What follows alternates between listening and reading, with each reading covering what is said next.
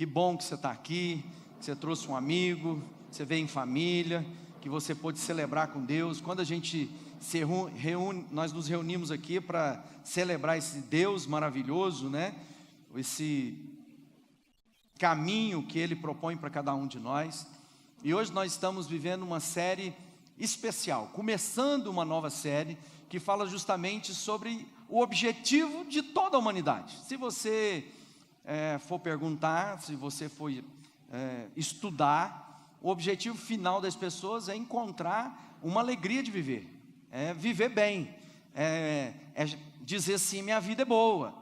E tudo isso, não apenas a nossa própria iniciativa, mas a iniciativa de alguma maneira de toda a sociedade, toda a civilidade, para que nós possamos vivenciar, experimentar esse estado de alegria, de felicidade, contentamento, que a humanidade busca tanto.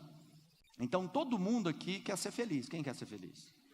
Todos nós. E aí o que nós fazemos? Nós trabalhamos a nossa vida, nós objetivamos os nossos alvos, nós construímos a nossa caminhada, a nossa jornada, a nossa própria família ou a falta dela, de acordo com aquilo que nós pensamos e imaginamos que vai tornar a nossa vida melhor. Não é isso?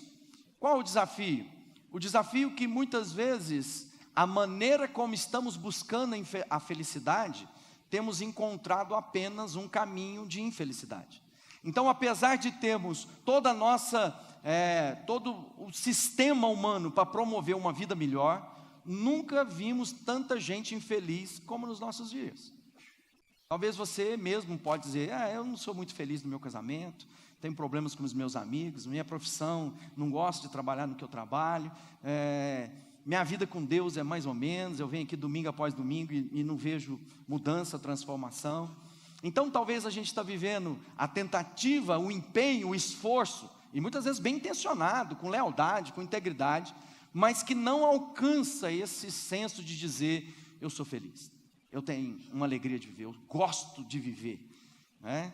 É uma dor tão profunda que nesse antagonismo de buscar a felicidade e não a encontrar, temos visto pessoas tão angustiadas na sua alma, que essa dor, essa falta de alegria de viver, produz um desejo ardente de quê?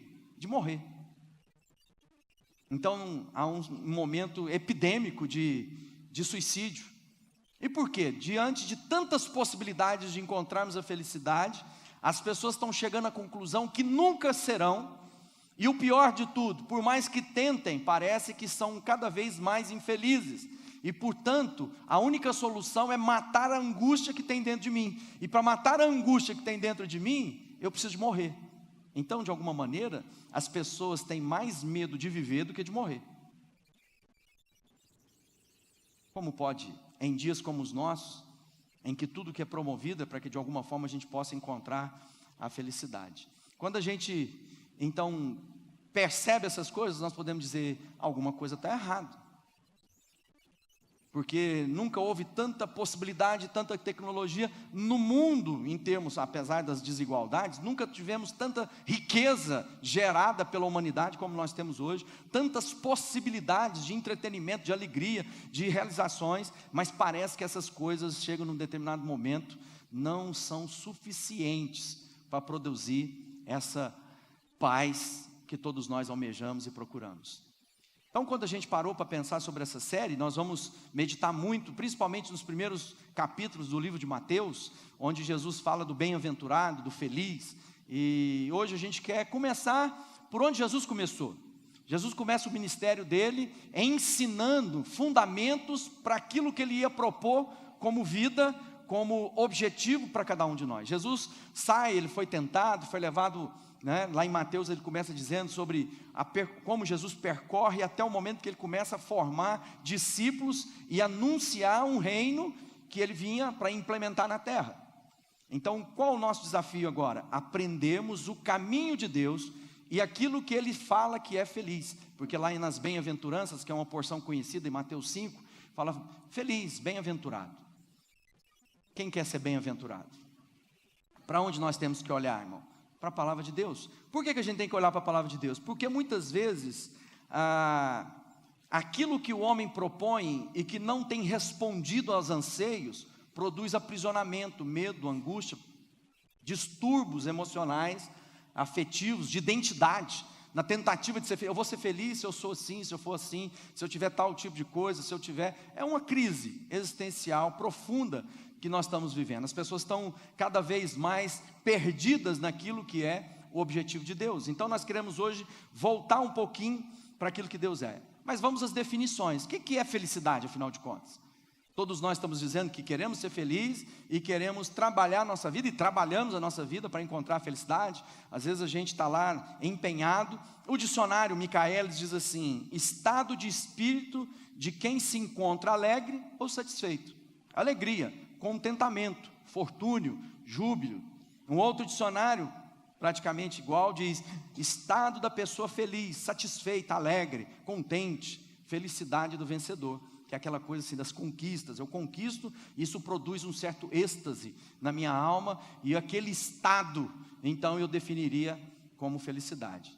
Quando a gente olha para a psicologia, o Freud diz assim que a felicidade é utópica, porque para ser de fato um ser plenamente feliz, ele tinha de viver num ambiente onde não pudesse produzir na vida dele medos, temores, angústias, descontentamento, frustrações. Então pensar nesse mundo ideal, ele não existe.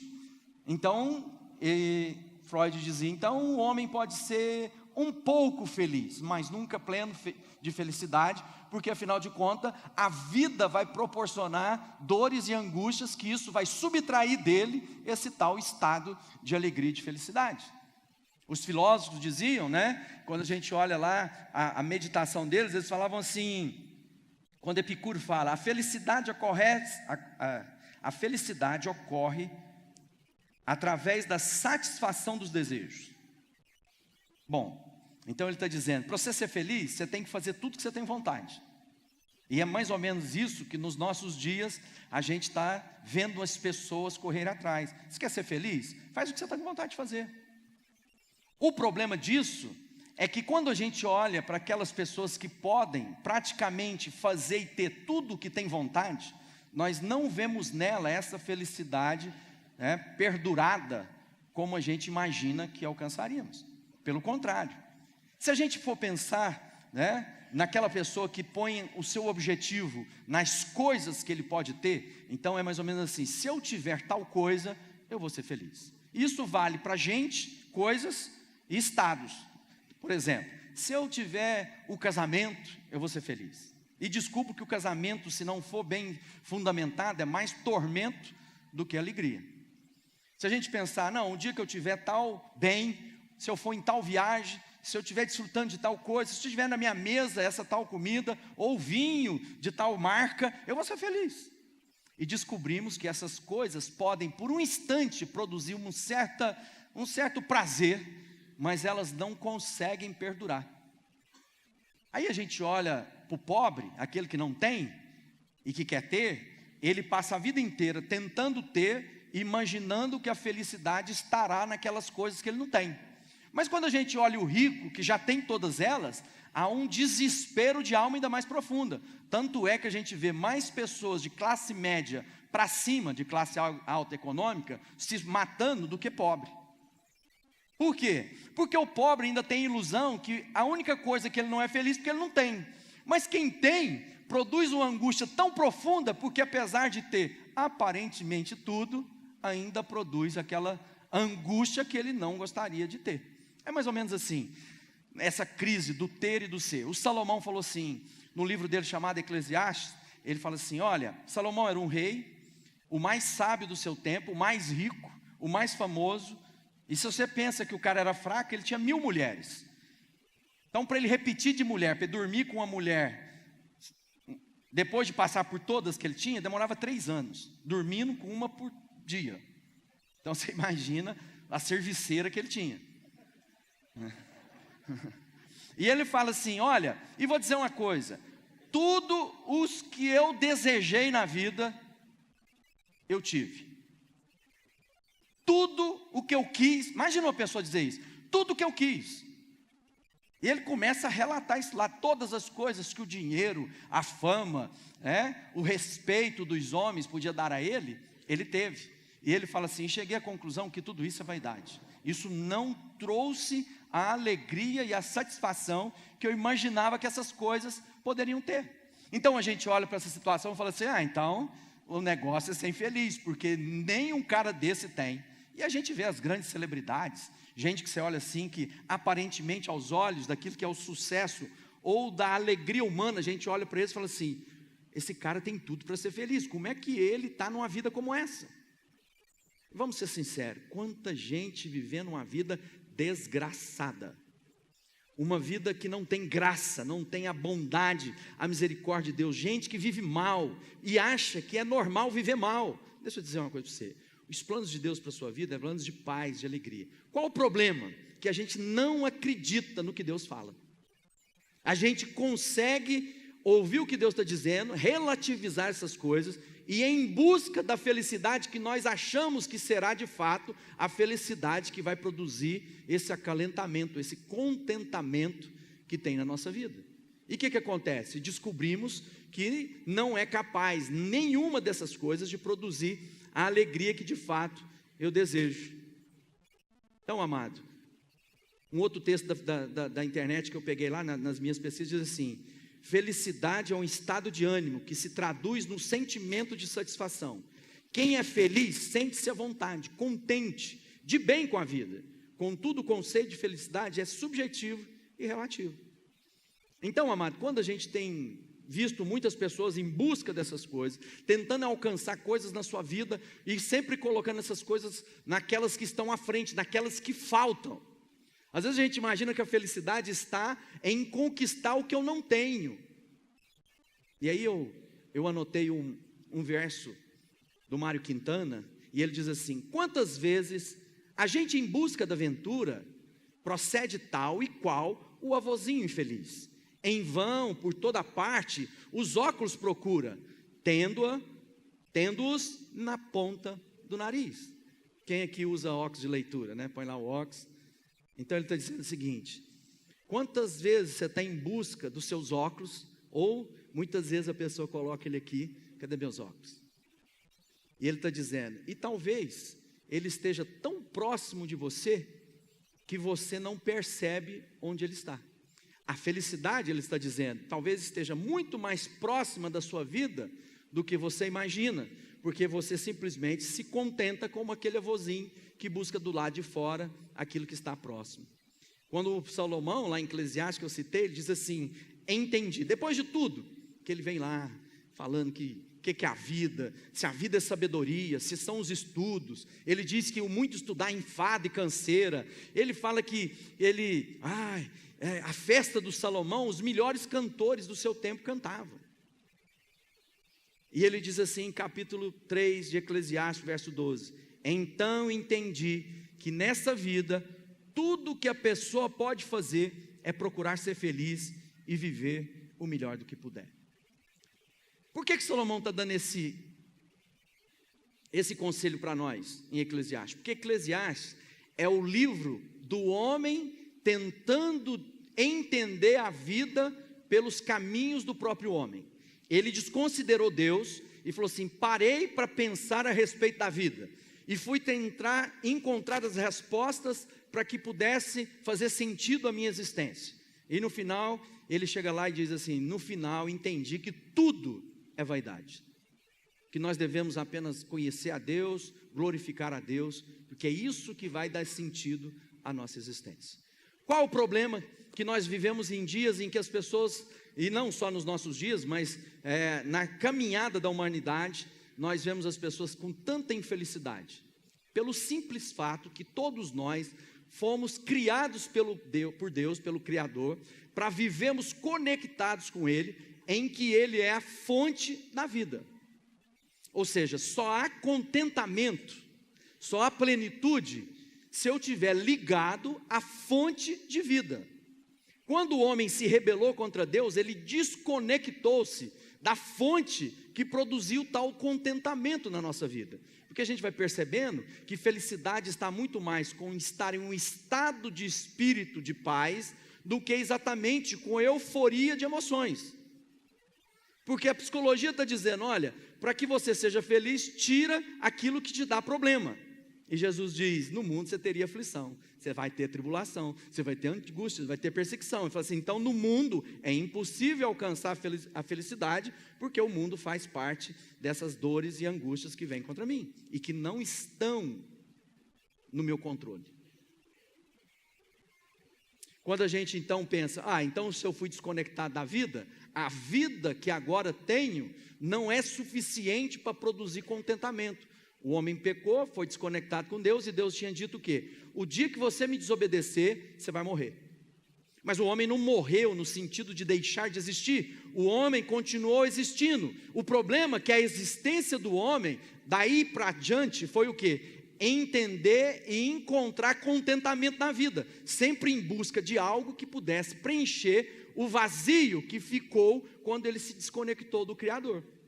Então, na tentativa de colocar na nossa vida algo que faça sentido e produza em nós esse contentamento, nós vemos o quê? Todo tipo de aberração em busca de alegria e felicidade. Muitas vezes com boa intenção, eu quero ser feliz, estou sentindo, eu desejo, não é isso lá que o filósofo diz? Olha, mata a sua vontade que você vai ser feliz. O problema é que a gente mata a vontade agora e cria uma vontade mais esquisita depois. E assim, uma após a outra, que não satisfazem de forma plena, elas apenas amortizam, elas apenas embriagam. É como a bebida, muita gente está achando que a alegria está em encher a cara, então eu fico alegre. O problema é que no outro dia eu tenho dois problemas: do que eu fiz quando estava alegre demais, e perceber que isso não durou depois que o fogo passou. Então o que isso produz? Medo, angústia, desespero, desejo de morrer. Como é que a gente faz então? Nós precisamos reconectarmos com Deus. Por quê? Porque Jesus diz, eu vim para que você tenha vida, e tenha vida em abundância. Porque o reino de Deus é um reino de alegria. Fala assim, o reino de Deus é um reino de alegria. Você já viu uma pessoa que você olha para ela, talvez do seu convívio, tira as celebridades que estão longe. Uma pessoa que você fala assim, olha, às vezes ela não tem todos os bens, mas ela é uma pessoa que tem família, ela é uma pessoa que tem um trabalho, ela é uma pessoa bem afeiçoada, uma pessoa querida, e de repente você se depara com ela, e ela está com tudo para ser feliz, e ela fala assim para você, mas sabe, parece que está faltando alguma coisa. Parece que está faltando alguma coisa na minha vida. Jesus diz, só o reino de Deus vai poder trazer alegria, que é uma alegria indizível. Lá em Romanos 14, 17, diz assim, porque o reino de Deus não é comida, nem bebida, mas justiça, paz e alegria no Espírito Santo. Ele está dizendo o seguinte, o reino de Deus, quando eu estou no reino de Deus, não há outra opção a não ser me tornar uma pessoa cheia de alegria.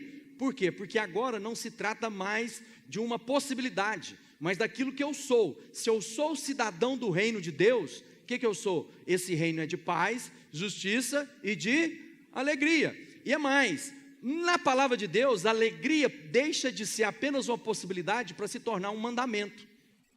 É imperativo quando ele diz assim, alegrai-vos no Senhor. Uma vez, digo mais, alegrai-vos no Senhor. Ele está dizendo que aquele que faz parte do reino, tem agora como expressão do seu viver, naquilo que é a sua nova identidade, a alegria. Então quando a gente olha para o reino de Deus, a gente deixou aqui umas imagens para a gente entender, porque para nós muitas vezes a alegria está numa série de lugares. Quem já brincou naquele desenho, onde está o Wall-E? Quem já viu aquele que você fica procurando no meio de tantas coisas? Quando a gente olha para esse painel, e eu te perguntasse, fala assim, aonde está a sua alegria? E você começasse a procurar, minha alegria está no pão, não, está no queijo que eu amo, não, mas eu gosto mais de dinheiro, mas eu gosto de ser um atleta bem sucedido, não, está nos estudos, então está numa pilha de livro, não, quem sabe, a alegria está numa sandália em que eu vou estar me imaginando de relaxado na praia. E assim passamos a vida inteira em busca de alcançar, nas diversas opções que a vida apresenta, em busca da alegria de viver. Mas quando a gente olha onde está a alegria, isso seria um painel parecido com a nossa própria vida, se a gente está entendendo que a alegria de Deus é a alegria de paz, então eu preciso de quê? Fala assim, paz. Então eu tenho que olhar e encontrar a paz. Aonde está a paz? A paz está no Espírito Santo. Mas como é que eu tenho acesso a essa paz? Jesus diz, eu vos dou a minha paz, não a paz que o mundo promete, mas a paz que excede todo entendimento. Sabe o que é essa paz? Não é a paz como os filósofos pensavam, ou como Freud, imaginou. Não é uma paz com ausência de guerras ou conflitos. É uma paz que, apesar das guerras e conflitos, guarda o meu coração. Ou seja, mesmo no dia da angústia, do luto, a paz. E esse contentamento da alegria de viver só vai existir, de fato, se houver na minha vida o quê? Paz. Mas como é que eu acesso a paz? A paz não é apenas uma atitude de trégua. Não, a paz é porque nós fomos pacificados em Deus. Lembra lá a questão do reino de Deus? Então, se o reino de Deus é o reino de paz, justiça e alegria, e se o reino de Deus é onde está a alegria, para que eu faça parte do reino, uma vez que eu estava desconectado pela desobediência, foi necessário uma nova conexão, uma recriação. E aonde se deu? Na cruz. Então, apesar da gente olhar para a cruz, põe a cruz. De eu olhar para a cruz, e muita gente olha para a cruz e vê apenas o sangue, o sacrifício, e nós colocamos ela amarelinha ali para você ter uma ideia de que é o lugar precioso. Por quê? Porque na cruz do Calvário, eu e você fomos pacificados com Deus. Antes, nós estávamos em um estado de sermos inimigos de Deus, nós éramos rebeldes, mas agora pelo sacrifício do Cristo, do Cordeiro de Deus, que morreu no meu lugar, no seu lugar, nós temos agora paz com Deus. Lembra? O tormento está em quê? Em encontrar coisas para colocar na minha vida. Por quê? Porque eu estava desconectado da fonte da vida. Agora, como é que eu conecto a fonte da vida? A Bíblia diz que todos os pecados estão destituídos da presença de Deus. Deus diz, através do meu Filho Jesus, eu vou te dar um novo nome, você vai ser uma nova criação. Então nós precisamos enxergar na vida a cruz de Cristo. E aí, vai produzir o que na minha vida? A alegria. A Bíblia diz sobre dois elementos que falam de alegria. O fruto da vide, que é o vinho, que fala sobre alegria, ele é um sinal de alegria. E o fruto da oliveira, que é o óleo de alegria que é derramado sobre nós. Então, amado, não há alegria sem entender a operosidade do sangue de Jesus e da unção dele sobre nós. Ou seja, não há alegria genuína e verdadeira que não passe primeiramente pela uma ação sobrenatural de Deus na nossa vida. Porque senão nós vamos ficar correndo atrás de coisas que façam sentido no nosso coração. Mas nada é capaz de saciar a fome e sede de vida que todos nós temos. Por isso que as pessoas estão enlouquecidas, cada vez mais surtadas, cada vez mais tentando uma alegria em lugares que nunca poderão achar. Então nós precisamos ser reconectados com esse reino. Mas como é que eu faço? Nós buscamos muitas vezes todas essas coisas, estamos atrás dos troféus, do dinheiro, das coisas, e a Bíblia diz, se você continuar correndo atrás dessas coisas, essas coisas vão te dominar e vão te destruir.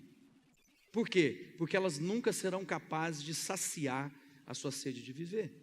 Por isso que a Bíblia diz então, você quer a alegria do reino de Deus? Então deixa eu explicar, busque em primeiro lugar o reino de Deus e a sua justiça.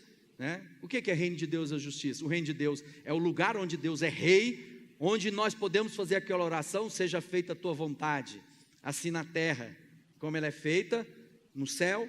Ou seja, há um reinado, há um senhorio de Cristo sobre mim, e a sua justiça é porque nós fomos justificados em Deus, através da cruz.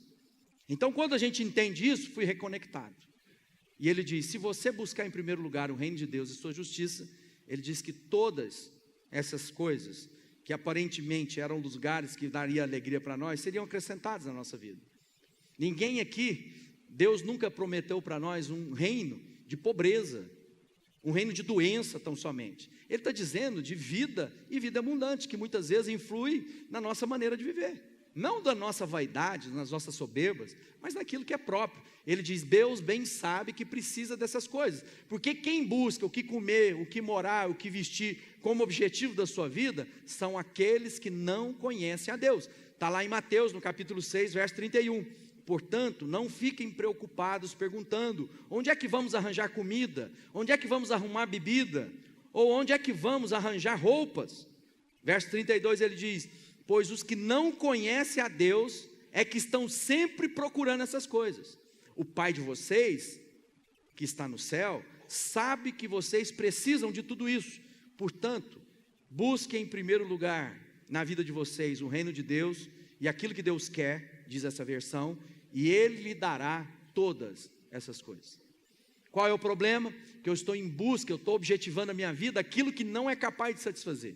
E mais, há um sofisma e um engano, que é do capeta, porque muitas vezes nós estamos buscando Deus, não por aquilo que Deus é, nós não queremos reconexão com Deus, nós queremos ver em Deus essas coisas.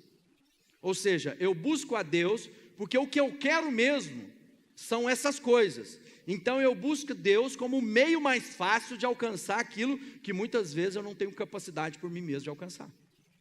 E aí o que acontece? Deus sabe do nosso coração. Deus conhece a palavra antes de sair da nossa boca. Ele não vai se deixar levado por uma adoração que é a bajulação. Amado, felicidade está em encontrar um estado de contentamento que só é possível quando eu tenho a minha vida guardada em Deus. E às vezes a gente não consegue entender isso, por isso a gente insiste em viver uma vida sem vergonha, porque a gente tem medo de ser infeliz. E aí a gente sai fazendo coisas, comprando coisas que nem podemos comprar. Nós saímos nos deitando com um e com o outro na tentativa de alcançar algum prazer. Aí nós saímos passando uma perna em todo mundo para que a gente seja o mais esperto. E essas coisas, ao invés de dar aquela alegria que a gente imaginava que ela daria, elas são caminhos de morte. A Bíblia diz assim, há caminhos que aos olhos dos homens parecem caminho de vida, mas são caminhos de morte. Elas têm aparência de coisa sábia, elas têm aparência de coisa bonita, mas elas estão sempre trazendo destruição e angústia na nossa alma. Quanta gente que a gente conhece, que são vivos, mas são mortos. Já viu tanto de filme de zumbi nos nossos dias? O que é um zumbi? Alguém que está morto, mas parece que está vivo, porque anda, porque come, porque bebe. E a Bíblia está dizendo, olha, a vida não é isso, o meu reino não é de comida ou bebida. Ele está dizendo que o que Deus tem para nós excede essas coisas, mas que essas coisas seriam inseridas na nossa caminhada, conforme nós fomos caminhando com Deus, porque Ele é Pai. E Ele diz assim, e do seu bom tesouro Ele tira coisas boas para dar àqueles que o amam. Assim, glória a Deus. Deus é bom, Deus é bom. Por isso que Ele diz lá em Isaías, mas Ele foi traspassado pelas nossas transgressões, porque felicidade é igual contentamento, e moído pelas nossas iniquidades. O castigo que nos traz a paz estava sobre Ele, e pelas suas pisaduras nós fomos sarados. Lá em Romanos 5,10 ele diz, nós éramos inimigos de Deus, olha só, mas Ele nos tornou seus amigos por meio da morte do seu Filho, e agora que somos amigos de Deus, é mais certo ainda que seremos salvos pela vida de Cristo. Nós estamos no império das trevas, nós vivíamos no nosso próprio caminho, e Jesus hoje está nos chamando a reconectarmos a Ele. Você quer um caminho de felicidade? Não pense em felicidade como o mundo propõe, porque aquilo que o mundo propõe nunca será capaz de acalentar e trazer contentamento à sua vida, porque a Bíblia diz que quanto mais eu quero ter, menos me satisfaço com o que tenho. Então a gente fica pensando assim, talvez você imaginava, minha vida ia ser bem melhor se eu tivesse um ganho maior no meu salário. Olha, se eu ganhasse mais esse tanto, equilibraria minhas contas, eu seria muito mais calmo, eu livraria uma vida melhor. E talvez hoje, você olhando para isso, você já ganha mais do que aquilo que você imaginava que você precisava, e continua com problemas às vezes na vida financeira. Por quê? Porque essas coisas nunca serão capazes de te satisfazer. A hora que você adquirir uma, você vai adquirir outra, e mais outra, e mais outra, e ela vai sempre estar à sua frente. É sempre a necessidade do que eu não tenho, nunca a celebração do que eu tenho.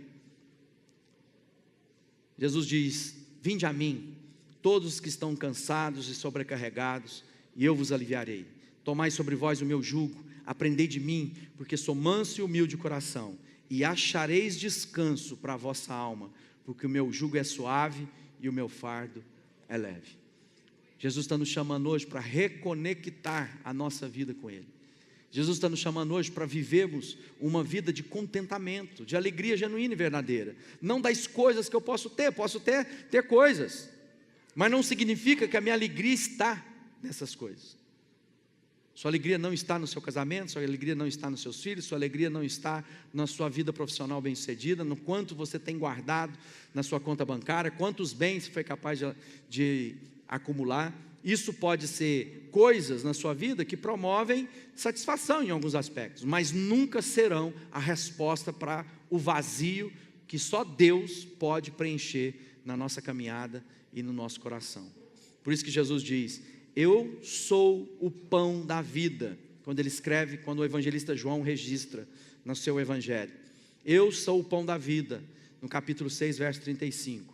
Presta atenção agora: quem vem a mim nunca mais terá fome, e quem crê em mim nunca mais terá sede. Sabe o que ele estava falando? De alegria de viver, de satisfação. Você não vai precisar mais falar assim, sabe, está faltando alguma coisa, não falta mais nada.